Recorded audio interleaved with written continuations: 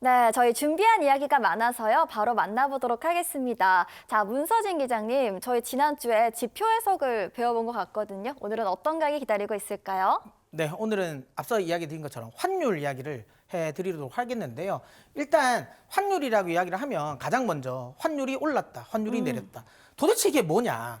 이거부터 제가 간단하게 설명을 드리도록 하겠는데요. 일단 이렇게 막대 사탕이 그러니까 1달러에 1,000원이라고 제가 가정을 해드릴게요. 그러니까 예를 들어 1달러에 흔히 말하는 이게 1,000원이다라고 했을 때 환율이 올랐다라는 건 똑같은 막대 사탕 하나가 1달러가 예를 드는 겁니다. 1,500원이 됐다라는 건 환율이 올랐다라는 거고요. 환율이 내렸다고 하면 1달러에 똑같이 1달러에 예를 들어 800원이라고 하겠습니다.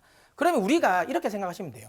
기본적으로 똑같은 1달러는 똑같은데 실제로 내가 만약에 사는 거는 환율이 올랐다? 그러면 원래는 1,000원이면 저 막대 사탕 하나를 살 수 있었는데 이제는 1,500원을 줘야 우리가 막대 사탕을 하나 살 수 있는 거죠. 자, 반대로 환율이 내렸다라는 거 원래는 1,000원에 우리가 막대 사탕 하나를 구할 수 있었는데 이제는 800원만 내도 우리가 막대 사탕 하나를 구할 수 있다라는 거죠. 요것만 보더라도 환율이 오르면 내가 수입할 때는 불리하구나라는 걸 우리가 알 수 있겠죠. 근데 이걸 반대로 이야기를 해볼게요. 막대 사탕을 수출하는 기업 입장에서 어떨까요? 원래는 예전에는 막대 사탕을 하나를 팔면 1,000원이 남았는데 환율이 올랐다. 그러면 예전엔 똑같은 막대사탕 하나지만 1,500원을 버는 거죠. 오, 그러면 좋지 않을까요? 맞죠? 네. 그러니까 수출기업 입장에서 이게 좋은 거예요. 만약에 환율이 내렸다라고 하면 예전에는 똑같은 막대사탕을 하나를 팔았는데 이게 1,000원을 벌었던 걸 이제 800원을 버는 거죠. 앞서 말한 것처럼 환율이 오를 때는 수출 기업들이 유리한 거고, 환율이 오르면 아까 말씀드린 수입 기업들은 불리하지만 환율이 또 내려가면 수입 기업들은 유리하고 수출 기업들은 불리하다. 요 부분을 딱 머릿속에 생각하시고 이제 다음 걸 한번 보도록 하겠습니다. 자, 그러면 우리가 생각했을 때 그러면 환율이 상승했을 때 우리가 말하는 이제 원화 약세라는 거죠. 원화 약세가 되면 누가 수혜가 될까? 앞서 이야기 드린 것처럼 수출 기업들의 채산성이 높아진다는 거예요. 대표적으로 반도체, 자동차, 조선 같은 기업들은 수출을 해서 먹고 사는 회사들입니다. 당연히 아까 말씀드린 것처럼 똑같은 한 대를 팔더라도 환차익이 벌어들이면서 훨씬 더 수익이 커진다는 거고요.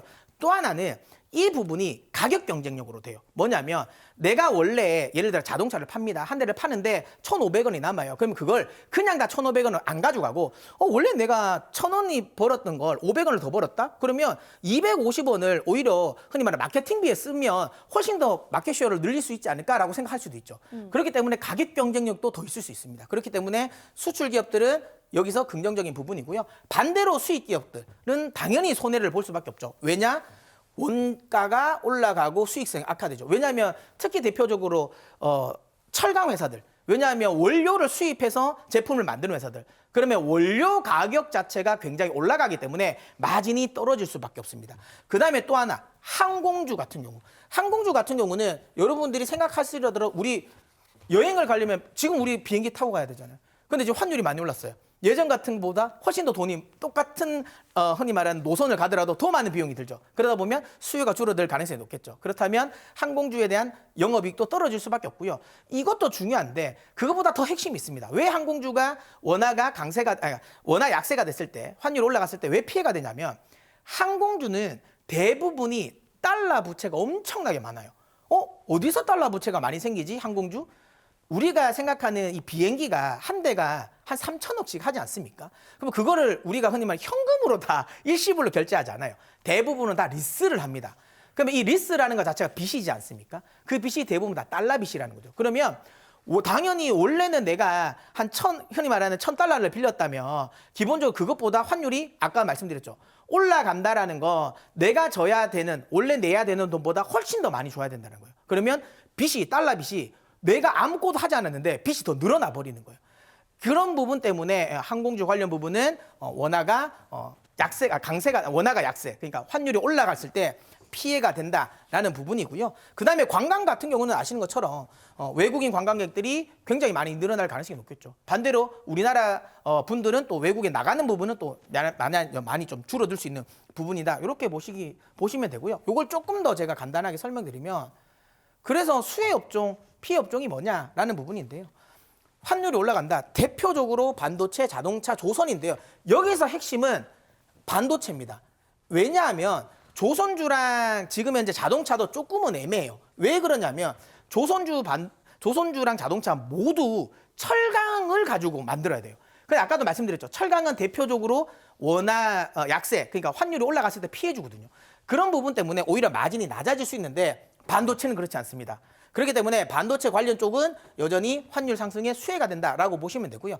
환율 하락 시에 수혜가 되는 섹터는 정유주. 아까 말씀드린 것처럼 수입을 해서 원유를 수입해서 가공을 해서 파는 거기 때문에 여기는 마진율이 높아질 가능성이 높고 특히 음식료 같은 경우도 대부분 우리나라는 음식료, 라면을 만들 때 밀도 대부분 다 수입을 해오지 않습니까? 그러니까 수입하는 가격이 떨어지기 때문에 마진이 높아진다라는 거죠. 그렇기 때문에 원화가 강세가 된다. 환율이 하락하게 됐다. 그러면 우리는 정유주, 음식료를 관심 있게 보시면 되고요.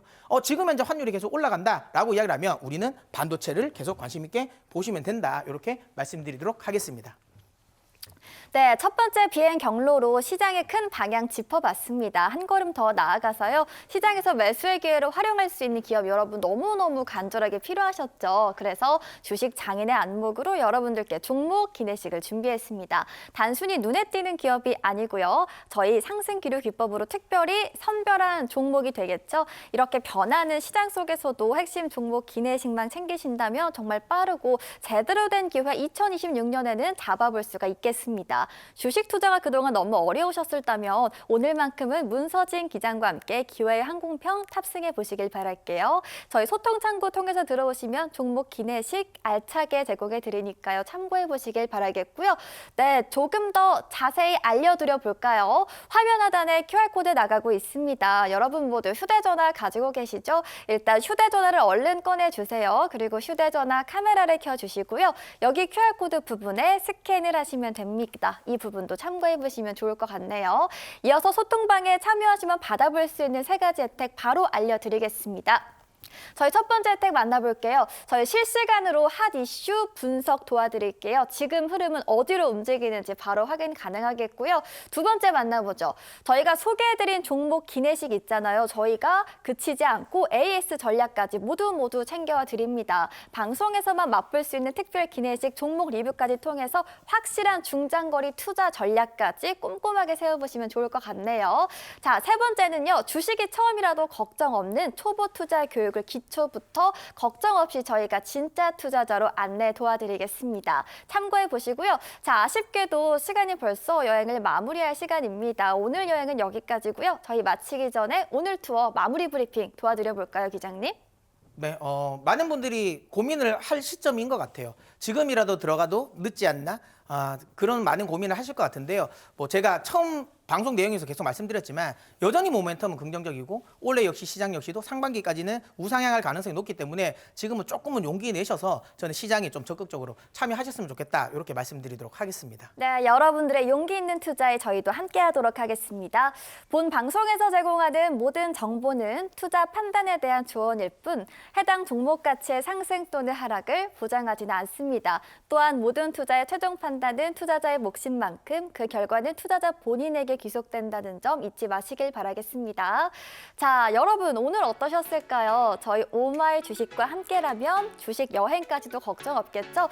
자, 저희 오마이 주식은 매일 오후 1시 40분 그리고 매일 밤 12시에도 재방송으로 한 번 더 투어 가능하니까요. 시간 기억해 주시면 감사하겠고요. 저희 OBS 경인TV도 꼭 채널 고정해 주시길 바라겠습니다.